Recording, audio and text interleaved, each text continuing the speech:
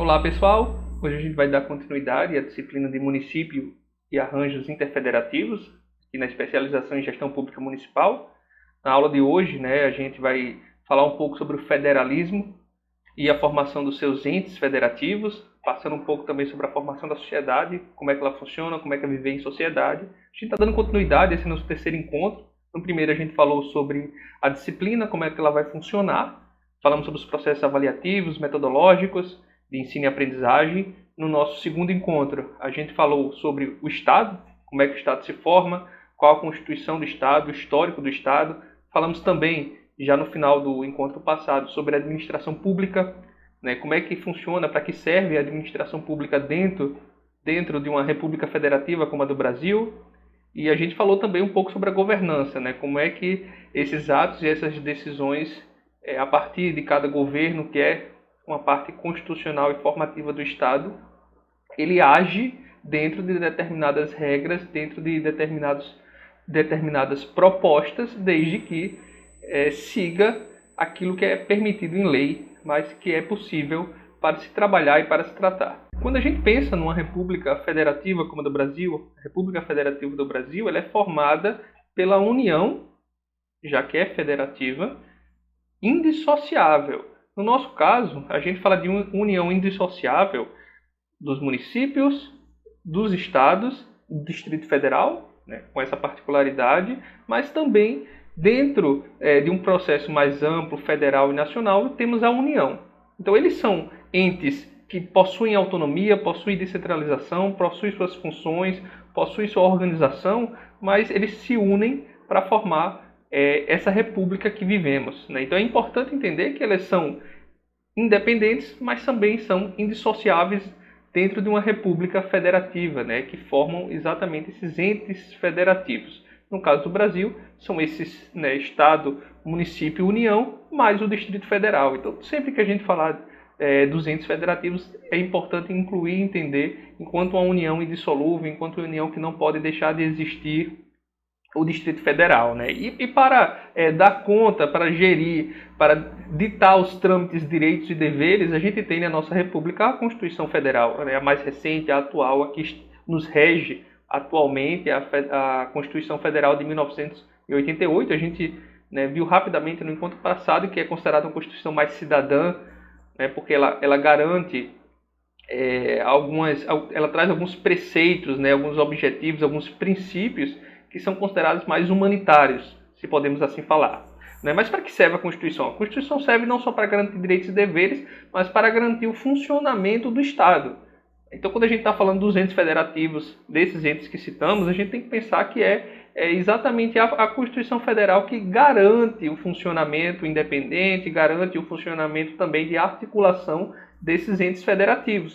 Se você pensar na questão territorial, por exemplo, a gente não vai fazer uma guerra civil para ganhar mais território para um Estado ou outro, ou a gente estaria agindo contra a Constituição, que não fala só sobre esses entes federativos, mas fala também para a população, fala também sobre os direitos e deveres que a população deve ter nessa sociedade, porque é isso que serve essa Constituição, serve para que a gente consiga viver em sociedade que, por mais que tenha as suas particularidades, e por isso que existem esses entes federativos, por isso que existe o Estado e o município, porque considera as singularidades, as idiosincrasias de cada lugar, mas ela considera também que a gente está dentro de um território, que a gente está dentro de um Estado-nação, então, que forma essa sociedade. Então, isso precisa ser compreensível para que a gente entenda o papel de uma Constituição Federal e como ele se articula não apenas de maneira burocrática, de maneira administrativa com esses entes federativos, mas também com as pessoas, mas também com a sociedade, com o povo, com a população, com o cidadão. Que é um cidadão que ele é múltiplo, ele é diverso, ele é heterogêneo, mas ele tem uma certa garantia constitucional de alguns direitos, de alguns deveres. Então, por exemplo, a não discriminação, o direito à saúde, o direito ao transporte, o direito à educação, enfim, como a gente viu no encontro passado, e que a gente vai detalhar algumas questões do Estado hoje, a partir da Constituição Federal. A Constituição Federal de 1988, mais recente, que nos rege, ela tem alguns fundamentos para existir. Então, logo em seu artigo 1º, ela vai falar algumas das bases que a sustenta, né? A primeira é a soberania, que é a base de qualquer Estado, né? A soberania é exatamente o poder que o Estado tem total, em que não há ninguém acima dele. Óbvio, quando a gente fala de poder total, não quer dizer poder totalitário, quer dizer um poder total de se auto-reger, de se auto-regulamentar. Ou seja, todas as decisões que podem e devem ser, né, tomadas de uma maneira mais democrática possível, ele, óbvio, é soberano, não tem que ser questionado por outros países, por exemplo, né? Então, a primeira característica do Estado, e aí traz o nosso artigo 1 já da Constituição, é a soberania, né? Esse poder de se autorregulamentar, de se autogerir, de se autoestruturar. Agora, sempre baseado em um Estado democrático de direito, que é o que diz também nossa Constituição, né? A Constituição ela preza pela democracia. Então, quando a gente fala de soberania, a gente não quer dizer totalitarismo, a gente não quer dizer autoritarismo, né? A gente quer dizer exatamente um poder que é soberano, que ele é possível de ser máximo dentro de um Estado democrático de direito. Então, a democracia é um dos pilares da nossa Constituição, né? Um Estado democrático de direito. A segunda característica, né, o segundo fundamento que é trazido nesse artigo 1 é o da cidadania, né? Exatamente a garantia das pessoas, a garantia de você ter direitos constitucionais estabelecidos para a nossa população, para as pessoas que são consideradas cidadãs. Então, existe uma formação de povo, e o Estado, né, pressupõe uma população, então existe uma formação de povo que garante a cidadania e aos cidadãos são garantidos os direitos e os deveres que estão na nossa Constituição Federal. Então, quando a gente vai ver no artigo 6º da Constituição que existe um direito à saúde, à educação, a transporte, à moradia, à alimentação, isso são direitos garantidos aos cidadãos, principalmente brasileiros. E essa característica, né, de cidadania, esse fundamento, ele está ligado também nos princípios constitucionais da dignidade humana. Então, a nossa Constituição ela prevê, já no seu artigo 1º, que se deve respeitar a dignidade humana. Então, para além de direitos, né, sociais, há também direitos voltados à dignidade humana que não podem ser desrespeitados, né? Então, há direitos inalienáveis que são garantidos para todos que estão em território brasileiro, que estão sobre, né, o regimento da Constituição Federal, estão sobre o regimento da República Federativa do Brasil. Devem ser garantidos a essas pessoas que aqui estão em total direito à sua dignidade humana. Um quarto fundamento que é trazido na Constituição Federal é o do valor do trabalho e da propriedade privada. Então, aos cidadãos é garantida a manutenção de determinados bens e seu trabalho, enquanto uma força a ser vendida, ela deve ser, né, gratificada, ela deve ser valorada. Então, a Constituição Federal ela garante um valor ao trabalho e que esse trabalho, a partir do valor gerado por ele pode garantir também bens e propriedades, né, privadas a partir de determinadas estruturas sociais, evidentemente, que temos no país. Por fim, a gente tem como último fundamento da Constituição em seu artigo 1º é o pluralismo político. Evidentemente que a gente vem de um período, né, de exceção anterior em que havia um bipartidarismo. Então a ideia exatamente da Constituição, enquanto Constituição cidadã, enquanto Constituição humanitária que garante a diversidade e a heterogeneidade, é garantir o pluralismo. E não só um pluralismo de ideias, não só um pluralismo de culturas, de crenças e não crenças, de expressões artísticas, mas também de pensamentos e prática política. Então, por isso, para haver a prática política, a partir de diversas ideias, ideologias e pensamento, é preciso garantir essa diversidade partidária. Então, a Constituição Federal ela garante isso. Ela garante que pode haver esses embates e deve haver, né, esses embates, esses acordos de diferentes da diversidade e do heterogêneo. Esses fundamentos da Constituição Federal que a gente acabou de ver, né, de soberania, cidadania, dignidade da pessoa humana, valor do trabalho e diversidade, né, de ideias partidárias, políticas e ideológicas, elas balizam toda a Constituição, tudo que ela quer ver em nossa sociedade e para também possa ser cumprido os outros artigos, né, os outros direitos dos cidadãos brasileiros, né? E um desses primeiros fundamentos que a gente vai ver no artigo 3º da Constituição Federal é exatamente de uma sociedade livre, uma sociedade justa e igualitária. Então, a nossa Constituição ela prevê, baseado principalmente nos preceitos que eu citei, né, cidadania, soberania, dignidade, a pessoa humana, pluralidade, que as pessoas devem viver em uma sociedade livre, justa e igualitária, né, que não deve haver discriminação e que não deve haver o mínimo de injustiça possível, né, e que se as pessoas sejam livres para, né, serem diversas, ideológicos, partidárias, políticas. Então, esses preceitos, né, esses objetivos que a gente vai ver no artigo 3º, obviamente, eles são adequados e toda a Constituição é adequada àquele artigo, né, primeiro sobre as bases da nossa Constituição. O artigo 2, por exemplo, garante o desenvolvimento nacional, então a soberania também vai garantir isso, né? A soberania vai exigir, esse artigo vai se ligar muito à soberania da gente poder se desenvolver, né? A gente é autônomo para se desenvolver, a gente deve prezar enquanto objetivo, né, do país, da nossa república, enquanto Constituição, a gente sempre deve prezar o desenvolvimento, né, político, econômico, social, cultural, histórico. Então a gente tem que prezar pelo desenvolvimento, né, territorial, pelo desenvolvimento ambiental do país. E o artigo 3º fala exatamente na erradicação da pobreza e na redução das desigualdades sociais e regionais, né? Então, óbvio, para a gente ter uma sociedade justa e igualitária, a gente precisa erradicar a pobreza, a gente tem que diminuir essas desigualdades para que elas, se existam, sejam o mínimo possível, né? Então, erradicar e diminuir pobreza e desigualdade faz parte de uma sociedade justa, igualitária e o máximo possível livre. E, por fim, muito ligado também a essa ideia da dignidade da pessoa humana, de uma sociedade justa, igualitária, livre, sem desigualdades, a gente tem uma exigência, um objetivo de não discriminar e não ser preconceituoso. E aí não pode, com nenhuma espécie de minoria, né? Então a gente não pode ser preconceituoso com minorias religiosas ou não crentes, a gente não pode discriminar pessoas pelo seu gênero, pela sua etnia, pela sua raça, né? De maneira nenhuma a Constituição tem isso como objetivo, até para viver em uma sociedade harmônica. E harmônica não quer dizer homogênea, né? A harmônica pode ser harmônico dentro da diversidade, dentro da pluralidade de ideias, de crenças políticas, enfim, de todos os tipos, até de diversidade social, né? Socioeconômica.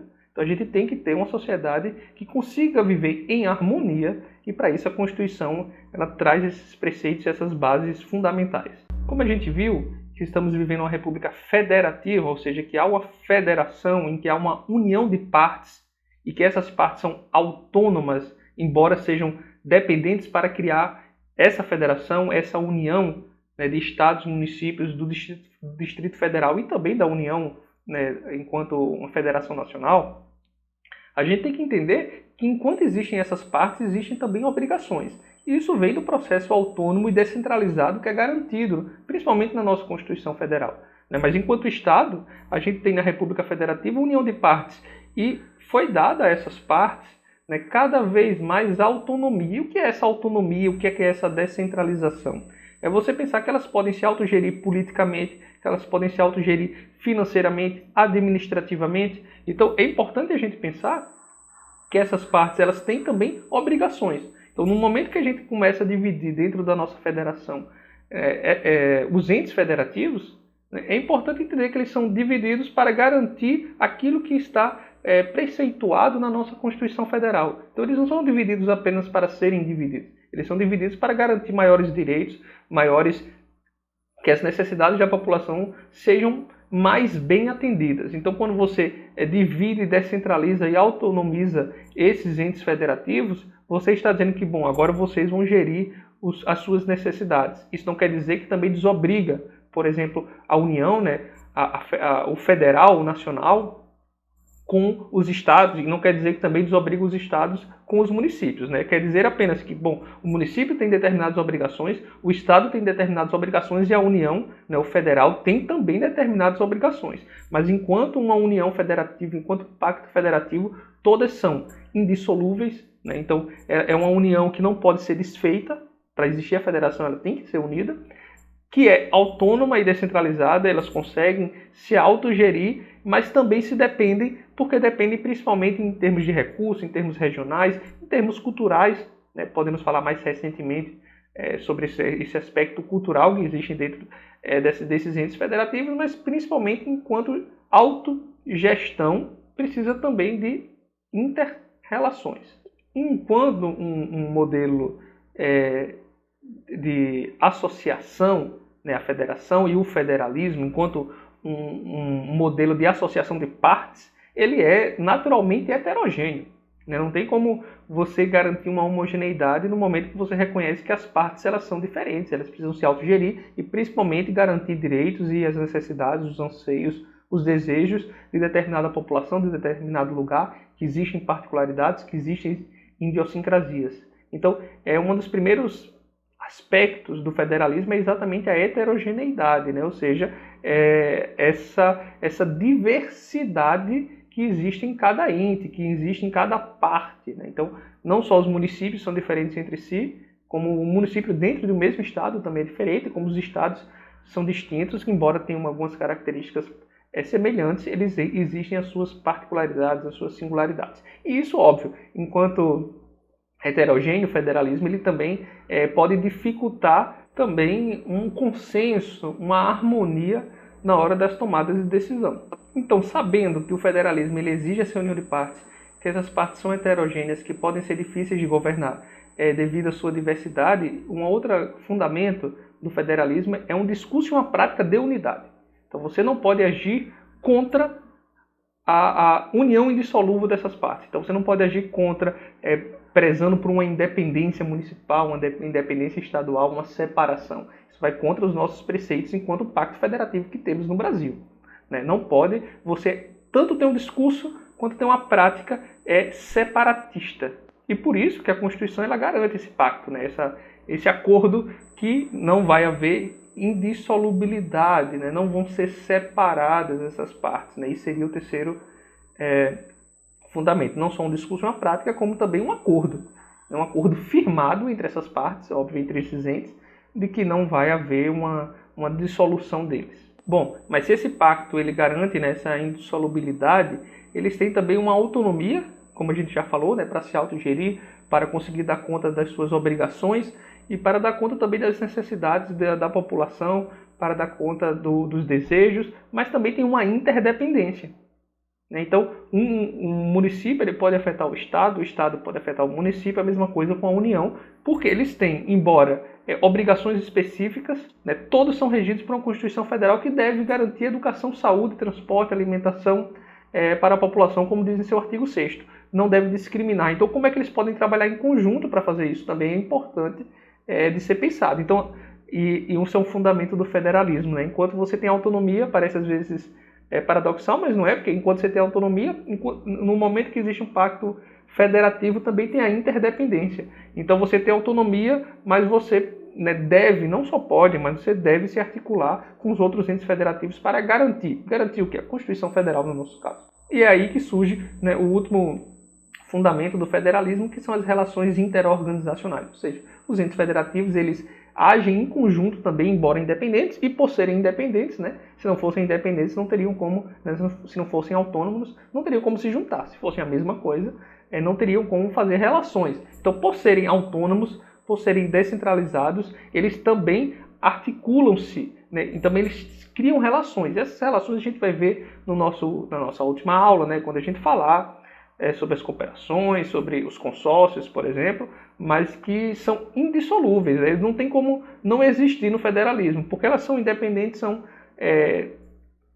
são descentralizados, são autônomos, mas para garantir o bem maior da população e para garantir o bem maior da população de cada localidade, eles precisam se interrelacionar. Interrelação administrativa, financeira, de determinados tipos. Então, no município a gente vai ver espaços que são geridos pelo Estado, espaços que são geridos pela União, pelo federal, pelo nacional, e, óbvio, espaços que são geridos pelo próprio município. Então, dentro do próprio município, que é onde é a ponta, onde está a população com suas particularidades, aí a gente vai encontrar os três, inclusive, atuando de forma interrelacionada. E é por isso, pensando nessa autonomia, pensando nessa descentralização, que todos os entes federativos eles têm autorregulação política, autorregulação administrativa, autorregulação financeira, então eles conseguem se autogerir para garantir exatamente que a gente consiga atingir aos anseios, aos desejos, aos objetivos populacionais. E esses aspectos, de autorregulação impactam, evidentemente, de maneira direta na vida da população, né? Cada localidade ele vai ter as suas particularidades e aí vai cada um gerir, dentro dos preceitos constitucionais, gerir aquilo que a sociedade, né, que os representantes políticos eleitos, que a sociedade civil organizada, que as empresas privadas vão considerar como sendo o objetivo daquela localidade. E aí, principalmente pensando mais no Estado, naquilo que é estatal, que deve garantir o que é de interesse de cada população. Então, o que vai ser interesse no interior do Amapá não necessariamente vai ser interesse no interior do Rio Grande do Sul, ou pode ser também. Mas cada lugar vai ter a sua particularidade e são exatamente os representantes, né, políticos, a administração pública, como a gente falou, né, que não são apenas os representantes políticos, mas a administração pública através de servidores, né, terceirizados, enfim, que podem e devem atender às particularidades de cada região. A gente tem um exemplo em Porto Alegre, né, que foi o prefeito sancionou uma lei que tramitou na Câmara Municipal e foi uma proposta de revitalização do centro da capital do Rio Grande do Sul, né, de Porto Alegre, em que a proposta era exatamente dar uma vida, né, de maneira subjetiva, né, mas uma forma de revitalizar, né, uma forma de você recuperar e transformar aquela área do centro, a área central da cidade. E para isso eles propõem um projeto urbanístico, né, para atrair não só empreendimentos para aquela localidade, mas também residências. A ideia é que você dê uma vida mais circulante, mais natural, menos apenas empresarial, né, menos apenas administrativa para o centro de Porto Velho. A ideia, e para isso eles estão propondo uma revitalização urbana. Foi um problema que foi encontrado em Porto Alegre, mas não necessariamente vai acontecer em outros lugares do país. E se acontecer, eles podem usar como exemplo Porto Alegre, podem também propor, fazer novas propostas. Como a gente falou na aula anterior, né, só lembrando, o Estado ele é burocrático, ele é autônomo e ele funciona a partir da administração pública e de alguma governança, né, ou seja, de algumas propostas, de algumas ações, de algum delineamento, proposições e propostas para melhor utilizar os recursos públicos, os recursos sociais para atingir o bem da população, para atingir os direitos da população. Então, só lembrando que a gente falou isso na aula anterior, é importante entender essa função desse Estado dentro dessa lógica da federação. Isso é percebido, obviamente, né, ou pela lógica dos três poderes, né, legislativo, executivo e judiciário, como falamos no encontro anterior, na aula anterior, mas também a partir dos setores sociais, né? Isso é algo que pode perpassar não apenas o primeiro setor, estatal, o setor privado, mas também o terceiro setor, né, que é um setor privado com interesses públicos, né? Exatamente, são pessoas, são organizações que se juntam para tentar fazer garantir aquilo que o Estado não está conseguindo, né? Para tentar fazer garantir a Constituição Federal em alguns de seus aspectos, né? Para tentar fazer que os direitos da população, dos cidadãos, eles sejam garantidos, sejam conseguidos. Então você pode ter organizações pensadas em parcerias, né, de vários setores para garantir alguns direitos constitucionais, como direito à moradia ou direito à alimentação, né, o direito ao transporte, dependendo das localidades, de difícil locomoção, né, o direito à saúde, né, a gente pode pensar também como com possibilidade de articulação, a educação também, quando o Estado não consegue atingir de maneira satisfatória.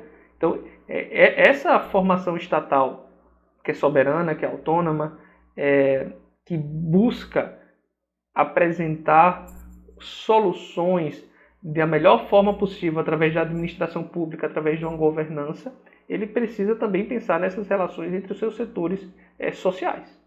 Isso é uma função do Estado moderno, que cada vez mais esse Estado moderno vem garantindo autonomia, né? Cada vez mais soberano, quando a gente pensa na formação principalmente histórica, né, do Estado, como vimos no encontro na aula anterior. Então, como a gente tem visto, né, a autonomia que os entes federativos ganham, eles servem não para se fazer de qualquer jeito, não para se fazer de qualquer maneira a partir de determinados políticos que entram, determinados, né, governos que entram. Né? Eles devem entrar, né, na lacuna, ou não só na lacuna, mas principalmente para garantir as competências da Constituição Federal, né? Quando você pensa o Estado, para garantir as competências da Constituição Federal, e quando você pensa o município, sempre respeitando não apenas a Constituição Federal, mas também as legislações estaduais, né? Então, é importante entender que o Estado, o município, o Distrito Federal, os entes federativos, eles atuam não apenas na lacuna, naquilo que falta, mas também como uma forma de operacionalizar, de garantir aqueles direitos que estão na Constituição Federal, nas legislações estaduais, e que eles devem exatamente operacionalizar da melhor forma possível os recursos públicos, os bens públicos para isso. E, evidentemente, nunca desrespeitando uma lei que está, né, acima no sentido de ente federativo, né? Então, o município, né, está contido no Estado, e o Estado está contido numa União, né, no federal. Então, eles não podem desrespeitar sobre nenhuma maneira uma regra explícita que esteja uma lei, esteja na Constituição Federal. A gente tem um exemplo, né, de como pode se articular até de maneira para atuar, né, dentro da sua autonomia, e quando a gente, lembrando, falando de autonomia, fala-se também de obrigação do município, obrigação do Estado em algumas questões para garantir a Constituição Federal, para garantir, né, um bem viver em sociedade, para que a gente consiga garantir aquilo que a população tem por direito. Então a gente tem também articulações entre município e Estado, né? Um exemplo bacana que a gente pode trazer aqui é o que aconteceu recentemente entre o município de Dourados e o Estado do Mato Grosso do Sul, onde ele está, né, incluso, né, que é uma amostra dessa autonomia, mas também uma amostra principalmente da descentralização das obrigações do federal, da União. Então, como é que essa descentralização, como é que você, nesse caso, garante saúde para a população? Então, a gente tem algumas obrigações que são do Estado, algumas obrigações que são do município e que são, né, embasados, que são baseados, né, enquanto base pela União. Vocês estão vendo aí na tela que para atingir os objetivos, né, aquilo que também é obrigatório pelo município, pelo Estado, o Estado ele forneceu, né, mais de 50 milhões de reais para a realização de trabalho dos hospitais no município de Dourados, né? Então, o município de Dourados tem alguns hospitais que devem ser geridos por município, mas que tem também um aporte financeiro do Estado, né? Isso não é, quando a gente fala da obrigação municipal, a gente tem que entender que também, embora seja uma obrigação municipal, isso não desobriga o Estado e a União de prestarem apoios, principalmente apoios financeiros, né?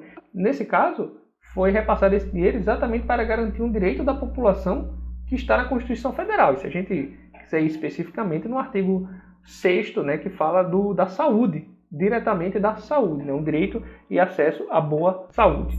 Então essa autonomia, essa descentralização, né, que é fornecido pela Constituição enquanto pacto federativo, né, ele dá também mais liberdade para os entes federativos.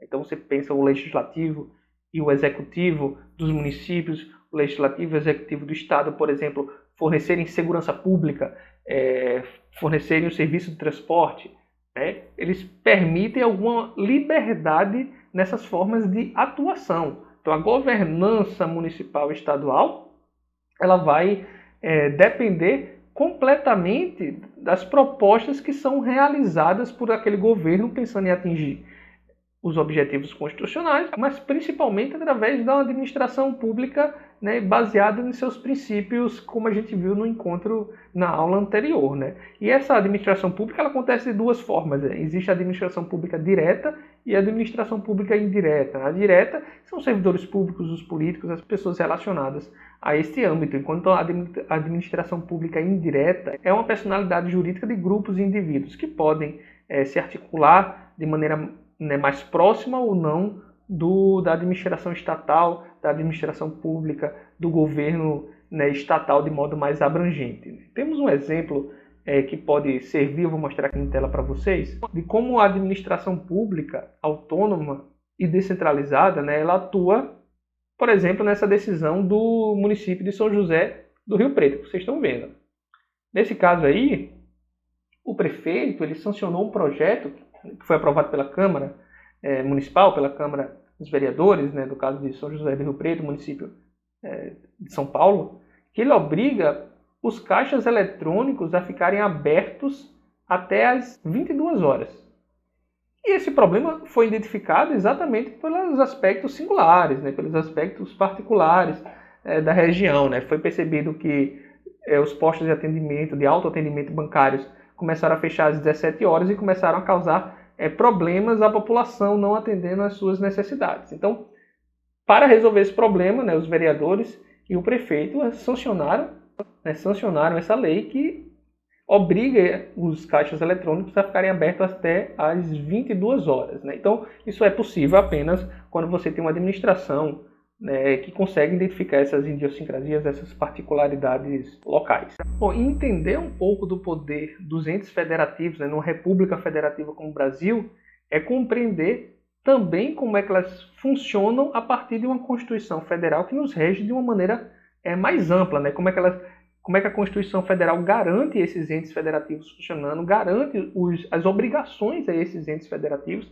garante os direitos e os deveres também da população, mas principalmente dos entes federativos enquanto uma gestão estatal. E isso está lá na Constituição Federal de maneira mais explícita que a gente vai ver nos próximos encontros também. Então ela garante, né, essa autonomia para que sejam resolvidas as questões específicas de cada localidade, com as particularidades de cada localidade, mas que facilitem também que esses direitos da população sejam garantidos, né, que a população consiga viver de maneira plena numa sociedade harmônica, plural, sem preconceitos, com acesso à saúde, educação, transporte, enfim, outros aspectos, e que para isso foi feito de uma maneira descentralizada, né, mas também interdependente. Isso é muito importante, né? Quando a gente está falando de uma federação, de um pacto federativo, ela é autônoma, ela é descentralizada, mas ela também é interdependente, ou seja, existe uma dependência porque existe uma relação indissolúvel dentro do pacto federativo desses entes. No caso, o município,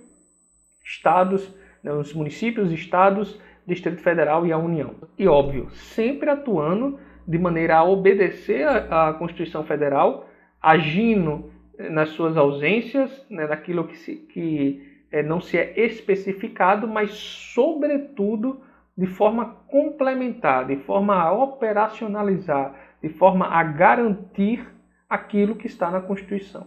Então, como é que esses entes ganham autonomia? Como é que esses entes ganham poderes descentralizados econômicos, né, enquanto arrecadação, que a gente vai ver no próximo encontro, político?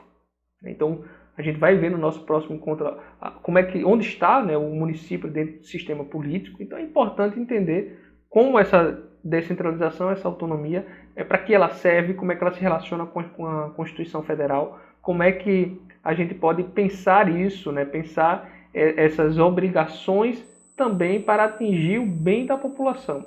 Como é que elas podem operacionalizar dentro de uma Constituição, dentro de leis maiores, no caso do município, que, né, obedece também às leis estaduais e federais. Então é isso, nossa aula de hoje vai terminando por aqui. No próximo encontro a gente vai falar sobre o município, né, dentro do sistema político, dentro do sistema administrativo, burocrático, estatal, questão financeira, questão administrativa e política principalmente. Né? Então nos vemos até lá.